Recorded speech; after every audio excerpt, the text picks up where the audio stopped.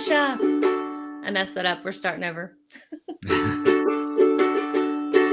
In a coffee shop, in a city, which is every coffee shop in every city, on a day, which is every day.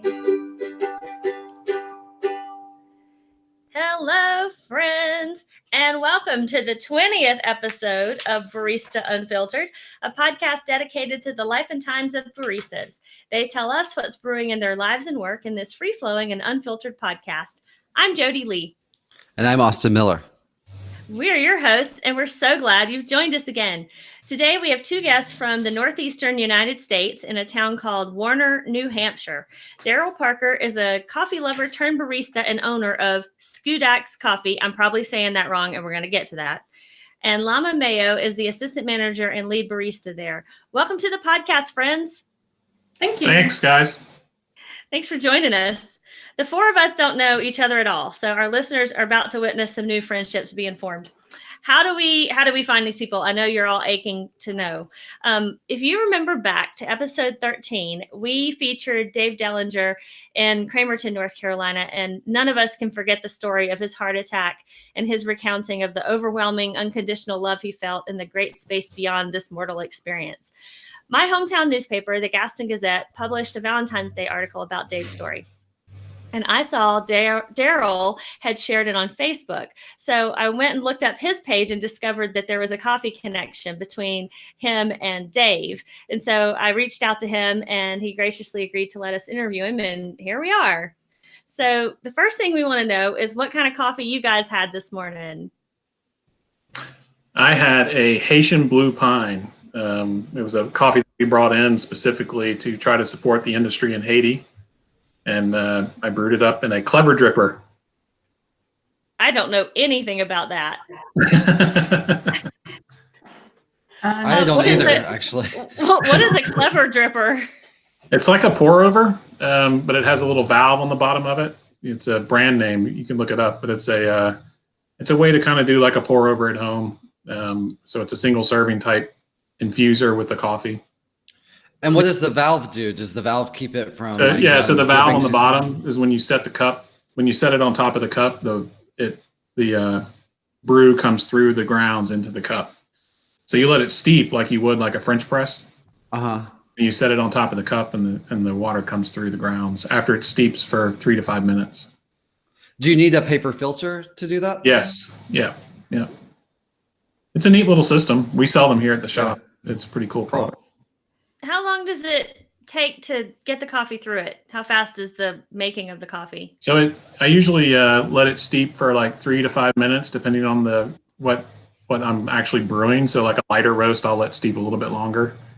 And then it takes about 60 seconds or so for it to all come through. And the Haitian Blue Pine, that's a kind of coffee? Yeah, it's a coffee that we brought in under a contract with our roaster, Woodshed Roasters in Laconia. We reached out to them back in December and said we wanted to support the coffee industry in Puerto Rico and try to help them get restarted. And he did some research and was unable to find coffee there to bring in. So he's in his process, though, he discovered that there was some coffee that was being brought in from Haiti that was specifically working with folks who had suffered during the Haiti earthquake.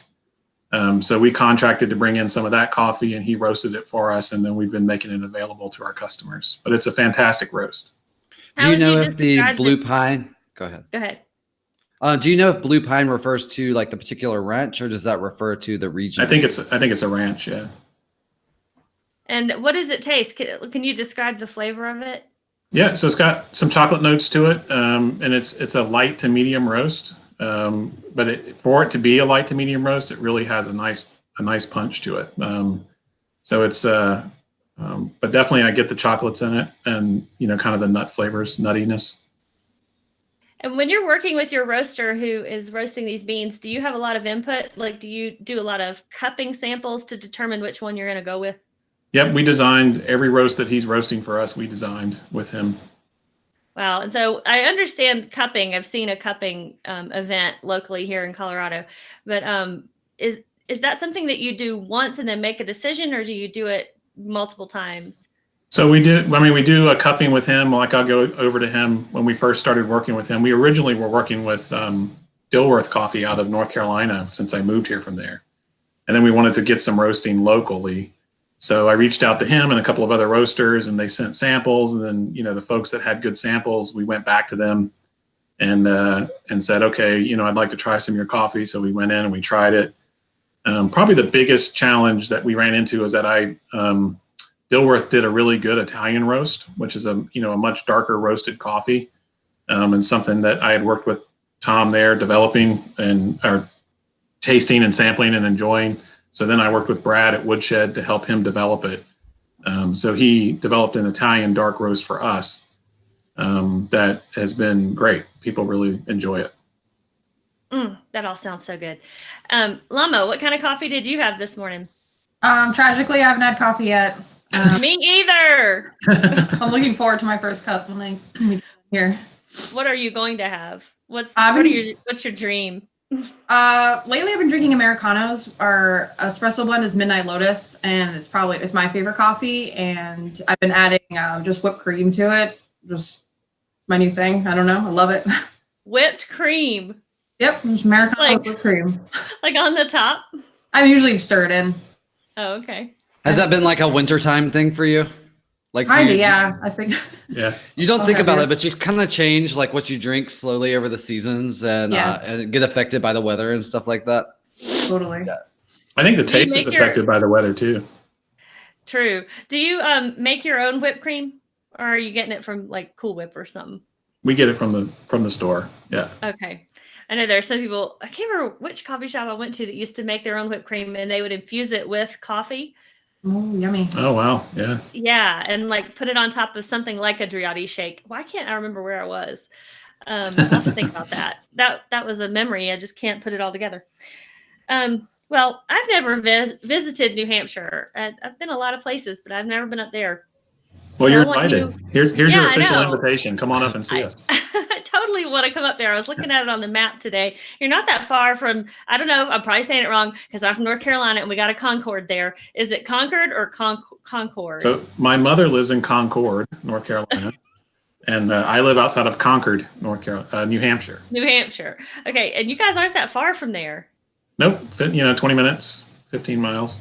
And you're right off the interstate. Right. We're between exits 8 and 9 off of I-89. That's how we say it. Excellent. So I'm hoping some of our listeners will get up there and meet you guys. And I would love to come up. Tell us about New Hampshire. Like, what might surprise the world about New Hampshire? You have any thoughts? It's friendly. People are just nicer here, I found. I lived in Massachusetts for a while, so I was dying to get back up here. There's a lot to do. There's a lot of hiking and rivers, and it's beautiful up here. Especially in the summer, right? That's what I've always heard. Oh, yeah. The summers are amazing. Now, I lived in Charlotte, so you said you came from Gastonia. Yeah. In Lexington, North Carolina, or was at one point. And so you guys know how miserably hot it can be in the summer in the South. So I started coming up here in 2002, so 17 years ago in the summers. My wife's family is up here, and so they had a home here. And we would leave Charlotte, on about middle of July and stay up here until school started back. So it was a great way to get away from the heat and have some great cool evenings. One of the things I really like about New Hampshire is it's got 4 seasons, 4 really distinct seasons. And that's something that we didn't get in the South so much. Right now it's snowing. It's been snowing all morning. Mm-hmm. It's going to be 1 degree tonight, so it's very much wintertime here. And then in summertime, it's very much summertime. And then in our little town, we have an amazing fall season. We have the Warner Fall Foliage Festival. And the color of the leaves and the maple sugar bush that's up on the mountain is just amazing. So, Llama, you said you came from Massachusetts. Yeah. What brought you to New Hampshire originally? I got into a relationship with someone who lived in Warner, and I moved up here and just fell in love with it. I was living on a river and fell in love with the river life and mountain life. Mm-hmm. I just want to stay. It sounds ideal. Have you ever thought about having a coffee shop on the water, like another location? Oh, sure. Yeah. The water is Great. There's a few places around where you can actually get on the water with commercial. I'm actually exploring a brewery that's on the water right now, looking at opening potentially a brewery. So, but I haven't done a coffee shop yet. I was just in Asheville, North Carolina, in December, and found this adorable little coffee shop right on the water at the river, and it even had like signs up for kayakers and canoers to like coffee on the right. Oh, that's great. Awesome. I know, isn't that adorable? But you we can, we do have the Warner River so here. relaxing. We do have the Warner River here, so and it's kayaked and it's traversable. So we're hoping to get that type of activity. That's cool. Well, what got you to Warner, Darryl? My wife's family is here, so they had a summer home here, so we would come up in the summer times. And then you just decided to move full time? We did. We bought this building in 2014 and tried to come up with an idea in order to make it effective. It was right in the center of town. So I'm at 1 East Main Street, right in the center of Warner. And so to me, that implied a responsibility to community in what I was going to do with the building. We had bought it just as an investment. And as we began to interview people to take over the front space, we had the idea that a coffee shop would do really well. I had gotten pretty smitten with the guys at Dilworth Coffee down in Charlotte, and they were a big inspiration for me. And I had at one point explored opening a coffee shop in Charlotte in the Matthews area. And when we had the building, it just seemed that would be great for here. And we couldn't really find anyone who could see the vision of what I could see with it. So early 2015, I made a commitment that I would do it. And it just happened to coincide with a desire to move up here. So we did. So you've only been open a few years. You've gotten tons of accolades at your coffee shop. Yes, thank you. That's amazing. I thought maybe you'd been in business for like 15 years. No, we opened September of 2015. Wow, that's amazing. Well, since we're talking about your coffee shop, tell us how you pronounce the name of it. Schoodacs. And what is that from? What does that mean? Well, what the story that I hear and that I've been telling people is that it's an onomatopoeia for the sound that Warner used to be an old mill town, and they would process the trees, and that the machines would make the sound skoodac. Oh, so like when as the lumber was running through the mills, yeah, it would. When you're cutting the wood, right? So that's the historical version of how it was named. Yeah, that name comes from. The name itself only exists in New Hampshire and in Warner. So when we were coming up with a brand, we felt like it was a pretty valuable asset, and the people from away, they look at it and go, how do you say it? And what does it mean? And it's great to be able to define a word like that. I love it. Yeah, I love it. That's great. So you guys started in 2015, and Yep. Llama, when did you come on board? I think it was 2016. Yeah. Oh, so you've been there pretty much the whole time. Pretty close. Yeah. And is this your first coffee shop, or have you worked in other coffee shops before this? I worked at Starbucks years ago. I started in San Francisco, and then I worked out in Mass, and I was living in Warner, and my dream was to always work for a local small town shop, and then Schoodacs opened up and my dream was coming true, and I came down and got a job. Is this your first indie shop that you've worked at? Yeah. And how does it compare? It's like night and day. It really is a dream job. I mean, just being able to connect with customers, being able to have input into how, the perspective of what we're going to do in the shop. I just absolutely love it. So I guess you're part of one of the awards you guys got. I don't have it written down here, but one of the awards you got was like most friendly baristas. Yes. I feel like you earned that, Llama. We have the best baristas. Yeah. I haven't earned that specifically yet, but I'm still hoping to get it one year. Sometimes they say the more bitter the barista, the better the bean. Nice. I think there is a lot of truth to that. I think absolutely. Well, tell us, you guys have a piano on the porch at Schoodacs, and music is integral to what you're doing there. Tell us about the musical part of your coffee shop. It really is integral. I mean, we have made the investment to have all the licensing that's required for public performance, and being in the center of town and having a big lawn, building a porch that I've been told took a Southerner to build because it's a big 12-foot wide porch. Try to encourage music as much as we can. So we've done open mics, and we have the piano on the porch, which was painted by a senior from Kearsarge High School as part of his art project for that year. And yes, to your note, kids bang on it all the time. But the good news is that it's a very old piano. That was the piano my daughter learned how to play on, and it has a cast iron heddle, and it's made out of oak, and it weighs about 800 pounds, and it's hard to beat it up. Have you ever had a child come out and you just like kind of brace yourself for some awful noises coming out, and then they just like wow you? Yes, that has definitely happened. Where you just want to go open all the windows and just let the music flow into the whole building. It's amazing. They had here in San Francisco, they had something called Pianos in the Park, I think, or it was something like that, but it was in Golden Gate Park, and they had pianos set up all over through the Arboretum, and outside there was one piano that was sitting there, and this little child, probably like 8 years old, walks up to the piano, and I'm kind of like bracing myself because I just expected it to bang on it. It was a beautiful piano. It was like a sculpture, and the sound that came out, I was like, it was just as good as any of the pros that I heard out there. I was pretty amazed. Yeah, and it's amazing. I mean, you'll just get an average guy that just decides to come in and get a cup of coffee and sit down and start playing, and it'll take your breath away. But then we get plenty of bangers too. So sometimes my office is upstairs in the back from the porch, and I can hear them down there every once in a while. They just start banging on it with their fist, and I got to go down and say, hey guys, musical instrument. How often do you have to have it tuned? And we don't tune it because it's outside. It would just kind of be pointless. The variance and the humidity and whatnot, it doesn't really make any sense to tune it. So but it stays in tune fairly well because it's that cast iron heddle. Are you guys musical? I am not.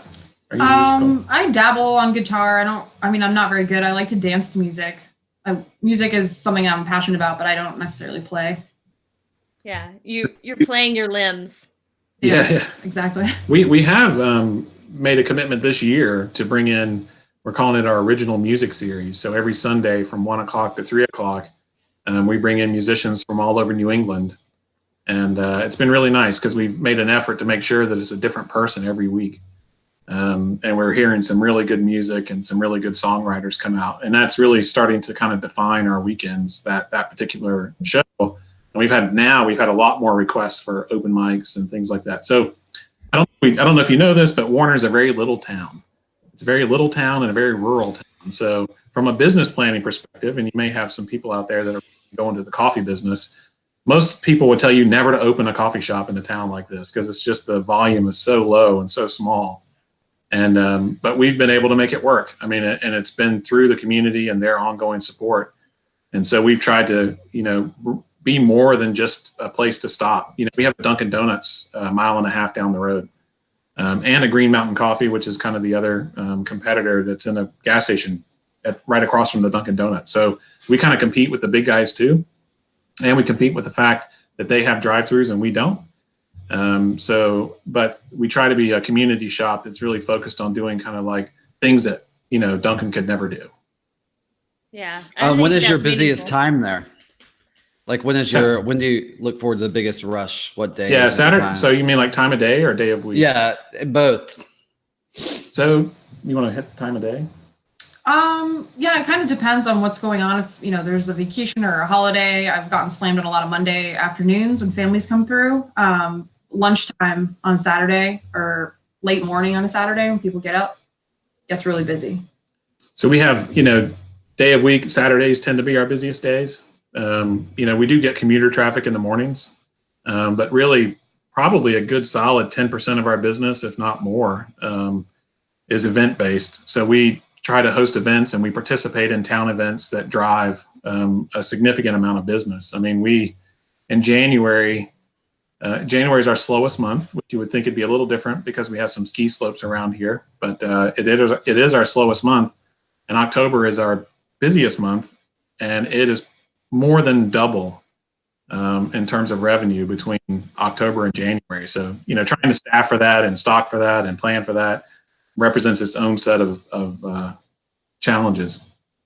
There's something about January with coffee. I think people like make New Year's resolutions and they swear off extra spending. 'Cause even here in San Francisco, like, in a very busy neighborhood, January is definitely slower than the rest of the year. For sure. Definitely see that here too. So are you scheduling all these events yourself, Darryl? No, I mean, we do some events. Most of the events that we do ourselves are more weekly. We just are pretty heavy participants in the annual events. So like coming up later this month, or later in March, we have the Kearsarge Maple Festival, which is March 23rd and 24th. And we have 9 maple syrup sap houses here. So the Sugar Bush up on Kearsarge Mountain is a really big part of our agritourism in this area. So we've helped really get that on the ground and help grow it by building awareness and, helping the organizations that try to put it together, the farmers who don't really have the marketing teams and whatnot.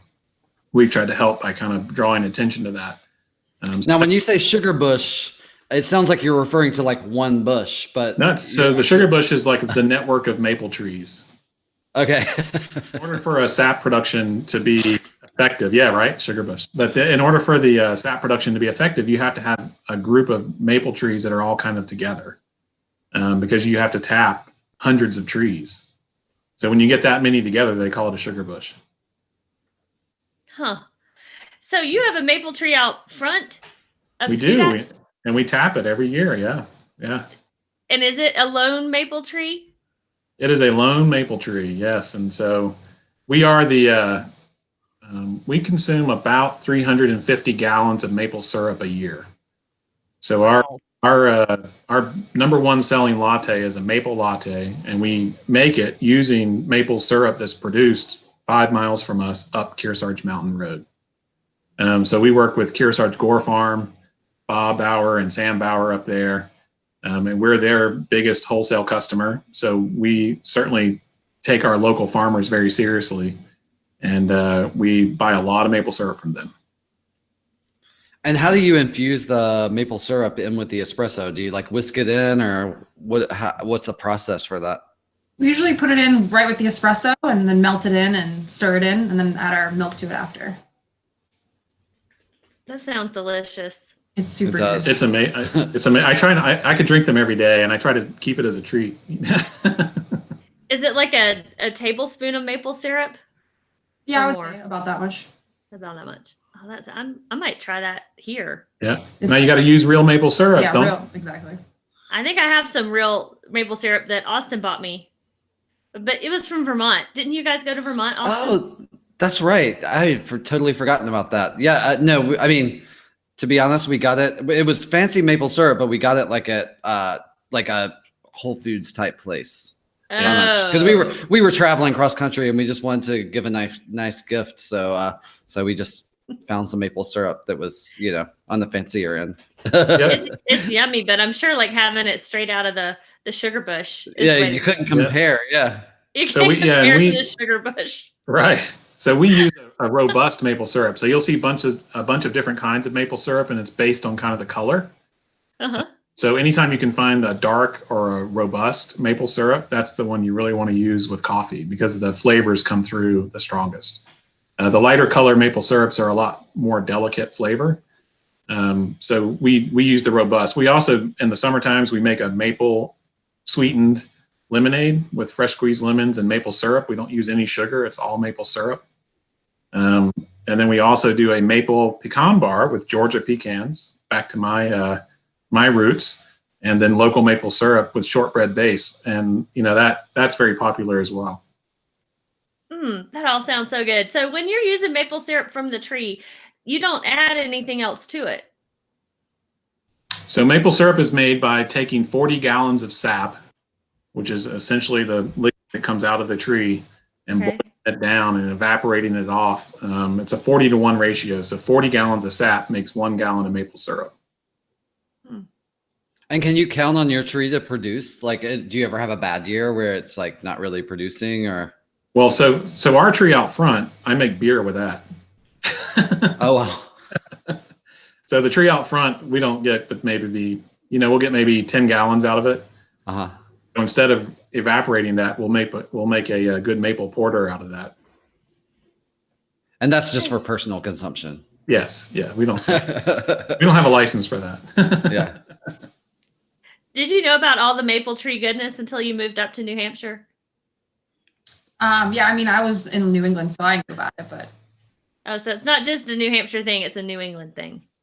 Oh, yeah. Vermont, yeah, and New Hampshire. And we used to eat maple candies as a kid. It was always my favorite thing. We're only 4 hours from Montreal. So there's a big maple season up in Montreal and Quebec City. Canada has an enormous, they have a maple leaf on their flag. They have an enormous maple operation. Yeah. Well, let's talk about you guys as individuals. I want to hear how you got into coffee as a job. Like, how did you decide that was going to be the industry for you, and where you are now? Like, how do you hope to grow in this career? Well, I started just my roommate worked across the street from a Starbucks, and I was staying with her in San Francisco, and she was trying to help me find a job, and it was really random. And I worked at a couple shops in San Francisco, and then I moved back east and got a job in Massachusetts. And it was a really high volume store, and I worked there for maybe 4 years, almost 5 years.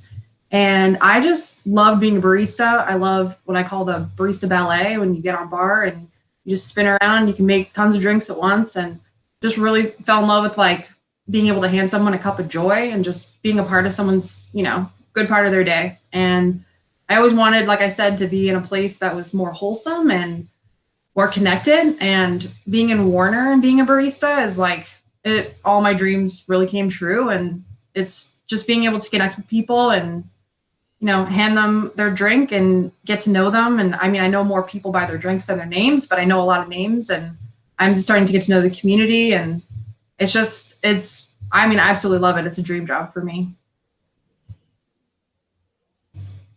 And how about you, Darryl? So I'm a serial entrepreneur.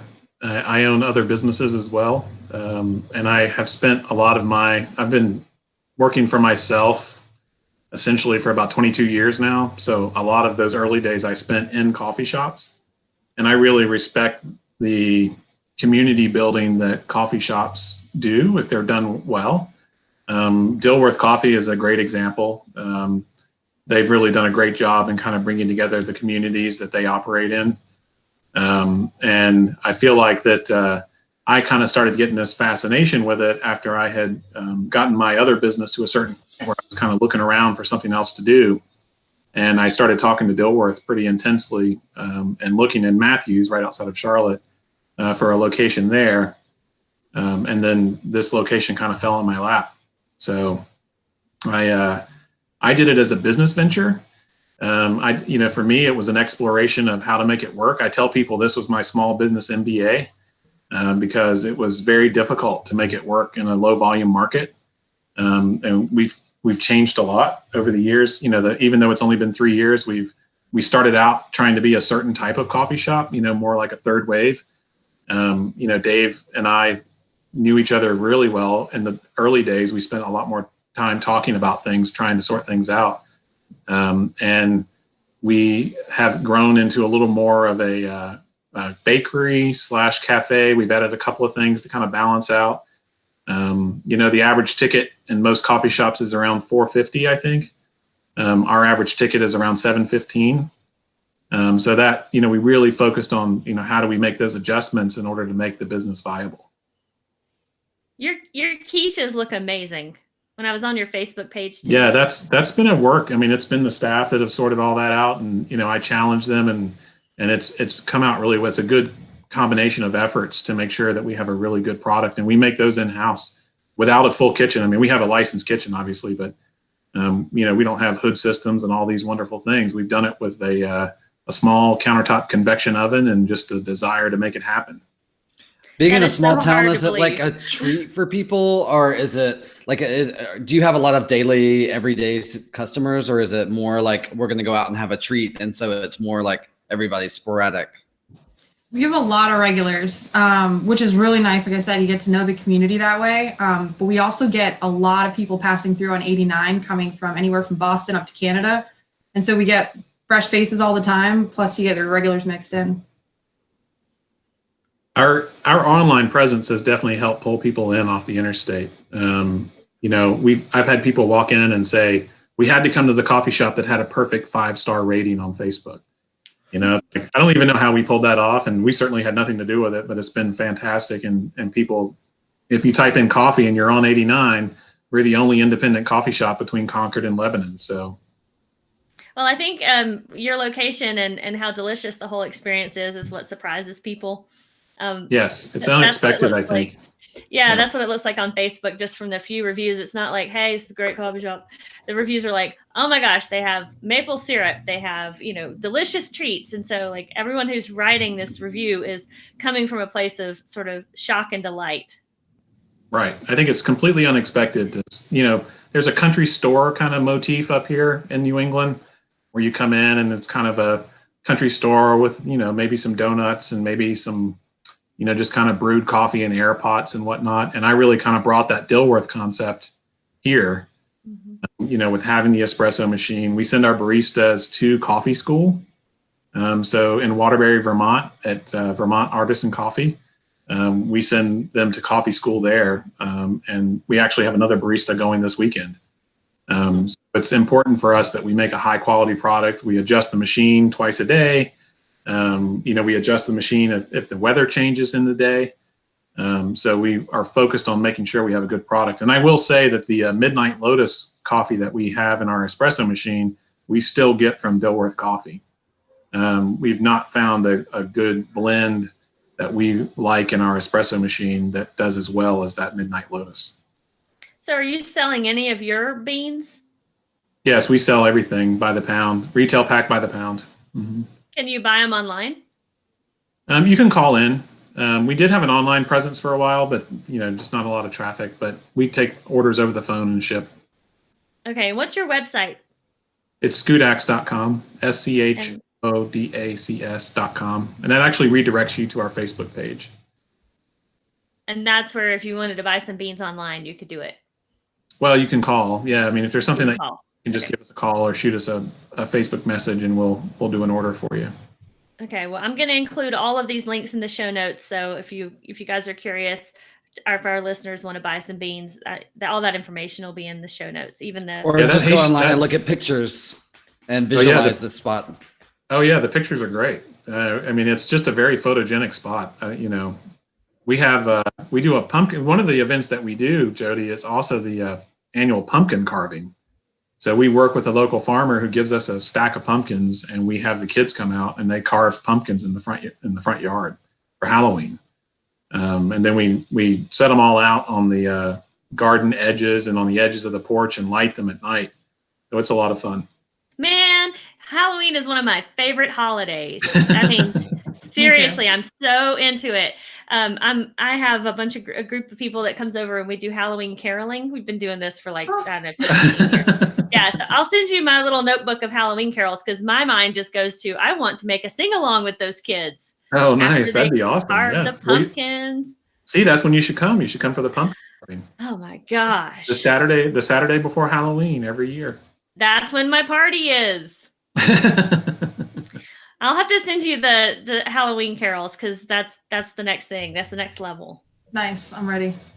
Yeah, like pumpkin bells instead of jingle bells. It's ridiculous. You'll love it. Okay, well, when you win all these awards, because you guys have won a lot of choice awards and a lot of best of awards, do you see that sort of correlates with a spike in business, or are things pretty much the same and you're like, yeah, we know you guys are awesome?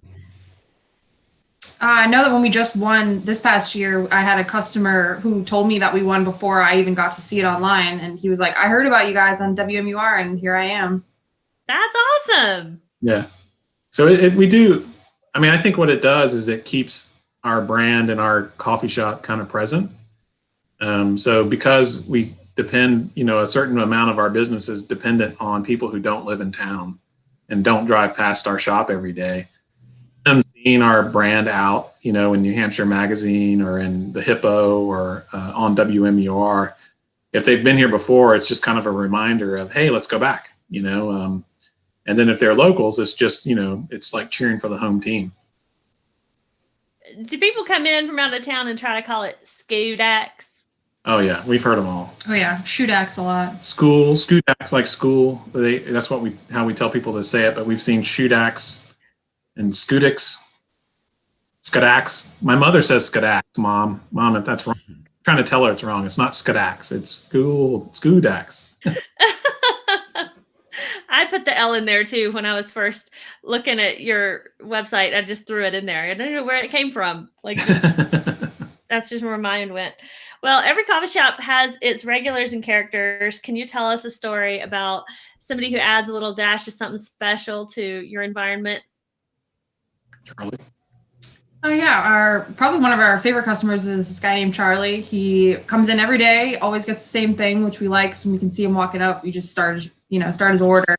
And he always is online showing us like funny Reddit videos when he finds them. We named the butter that we use after him because he gets butter on his bagel. So on our shopping list, we call it Charlie Butter. He's a funny guy and we all love him. And we get lots of people like that. You just see him every day and they feel like they're your family. You just get to know everyone. The great thing about Charlie is you wouldn't know it, but he's a nationally renowned artist, Charlie Goodwin. And we also have David Elliot, who comes in. He's got a new book coming out this month, I believe. But he's a nationally renowned book author who lives here in town. And he and his wife come in almost daily. One of them is here almost daily, and they love it. They're always telling us how much they love the shop. But he's a character all in and of himself because he just brings a whole different element to the shop, with his knowledge and the things that he likes to talk about. And did the customers there spend time like socializing with each other as well? Oh yeah, there's been times when I was really busy and I was by myself and I have like PTSD from Starbucks thinking everyone's gonna be mad, and I look up and the whole line is just all hanging out together, catching up, talking, how are you, have you been? And it's just such a warm environment. Everyone really talks to each other and communicates. And I think that's the best feeling as a barista is when you're behind the counter and you look out over the shop, and instead of everybody just like sitting there staring into their computer, you see people like having conversations and kind of exchanging with each other. That's to me like one of the most gratifying things about working in a coffee shop, actually. And we have a puzzle table that's extremely popular, and I've seen a lot of connections over the puzzle table. People just sit down and start talking to each other, working on the puzzle together. That's so cool. Did you guys come from communities that were tight-knit? I definitely did not. I grew up in a small town, but maybe they were tight-knit. I was a bullied kid. I was not part of that community, but then I lived in some bigger cities where I didn't experience that till I got here. I did come from a close family, and I grew up in a small town, Davie County, right next to Lexington there. And I kind of got a vibe for what small towns could be and the potential of the area. And so my hope was to try to create these kind of opportunities and serve as a catalyst for community. And I think we've achieved that. Yeah, it sounds ideal. What's next for you guys? What are the next big plans? I think we're just trying to hold the road right now. We're going through a transition in management. Llama's a new manager with us. So now we're just kind of, we're about to come into our busy season. We start getting busy going into April. So usually in the winter times, we're just trying to get stuff cleaned up. We just painted, all the floors and redid the counters, and, we try to get things looking good for the busy season. And then it's just the hard push until October when we get slammed with the leaf peepers. And you might have a few politicians coming in this year. You get a lot of that in New Hampshire, right? Yes. I mean, we get that often. We have town hall is right next door to us. Uh-huh. So we've had Bernie Sanders was here during the campaign. And we have all the local politicians come through the coffee shop. So New Hampshire is a big political state. Yep. I think the last couple of governors have been through here. All of our state senators and representatives come through here at some point. And then New Hampshire has a really large representative base. So many of them are working here. Not many in the state, but our local representatives work here in the coffee shop from time to time. Well, I'm ready to go. Austin, you want to go? I do. Me too. How about October? Great time to come. Great time to come. Make your reservations now. We'll get to talk to them. Our one B&B fills up pretty quick. So, is Airbnb a thing there? It is. There are a couple of places that have Airbnb going. What about campsites? Are there good places to camp around there? Not necessarily. There are a few places south of here, but there isn't as much as you would think. There's a lot more of that up 93, kind of in the northeast part of the state, but not as much here as you would think. So usually if I have folks coming in from out of town, I just suggest they stay either at the Pleasant Inn over in New London, or there's a couple of hotels in New London. So I try to get them to kind of target there, and if not, stay down in Concord. Well, guys, before we wrap up, we want to hear about your favorite coffee houses of all time. We usually ask for 3 coffee shops. Yeah. Well, yeah. I mean, I got to say my favorite is Dilworth Coffee. You know, that the whole franchise and the license group that they have. I mean, it's what inspired me to become a coffee shop owner. And then when I started working with them on a higher level, their internal operations and the people there are just fantastic. So I always found their coffee shops very inviting and open. So it's a really good brand, and they've done a really good job, and they're based primarily out of the Charlotte area. So they have locations all throughout Charlotte, like different. They do. I think they have one in Gastonia too, but it's mostly Charlotte. They just recently changed their name. They were the parent company was Stockton Graham, and the original Dilworth license holder, I think, sold the license to Stockton Graham, and then Stockton Graham changed their name to Dilworth. So Dilworth is a community in Charlotte, and Dilworth Coffee started in the Dilworth community, and I think they probably have 5 or 6 locations now. So is there one near a Harris Teeter over there, Yeah. kind of downtown? Okay, yeah. I've had their coffee. It is delicious. Yeah, they do a really good job, and it's a great place to, again, kind of just get together with people. It's a big business hub in Charlotte, especially in Matthews. Well, what else? Where else have you been that you loved? You got one? I mean, it's cheap, but here, I mean, I don't go to a lot of other places, and I just love Schoodacs. Home team, yeah. Home team, yay! Llama, did you have a favorite in San Francisco other than Starbucks? Unfortunately, I wasn't out there very long, so I would just go to my own shop and make myself coffee and go home. Yeah. When you work at coffee, sometimes you kind of get confined to the one shop that you work at, right? Yeah, exactly. When I was doing the research for the shop, I went out to Bend, Oregon, and spent time out there going through all the coffee shops in Bend. You know, and the coffee scene in Bend, Oregon is fantastic. And one of the shops there that I really liked, because they had a big lawn, which we have a big lawn here, and was the Looney Bean in downtown Bend. And those guys are great. And they talked to me a lot about yard games and how they had a small kind of interior like we do. And they talked to me about how they maximize. We were there during the winter, but they talked about how they try to maximize the outside space in the coffee shop. So they were a real inspiration to me as well. And their coffee's good. You've had a couple reviews on your Facebook from people from Oregon who say that your coffee shop is just as legit as anything awesome in Oregon. Yeah, that's high praise. That's high praise, and I always love that because I did spend time out there. I was there on Christmas vacation for 8 days, and I spent 4 of those days in coffee shops. So spending a lot of time in them, trying to soak up the vibe and get in a good feel for kind of that rural mountainy feel that Bend has, and how could I bring that back here? Well, Austin, have you got any more questions? No, I think I'm good, but I'm curious to check out this place in Bend as well. So thanks for the tip. Yeah, no problem. All right. Any other lingering thoughts from you guys, Llama, Darryl? No. Thanks for having us. We really appreciate the opportunity. Oh man, we really do appreciate you guys being on the show. This is fun. Yeah, absolutely.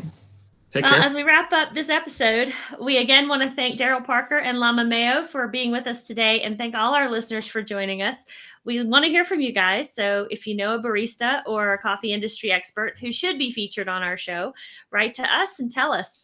Our email address is info@baristaunfiltered.com. You can find us on all the social media sites.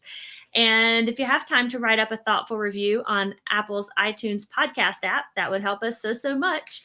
We've got podcast patrons now through Patreon. So thanks, guys, for supporting our podcast. And if you want to support our podcast, head on over to patreon.com/baristaunfiltered. As we wrap up, I'm Jodie Lee. And I'm Austin Miller. Y'all be good and stay caffeinated, friends. Bye. Bye.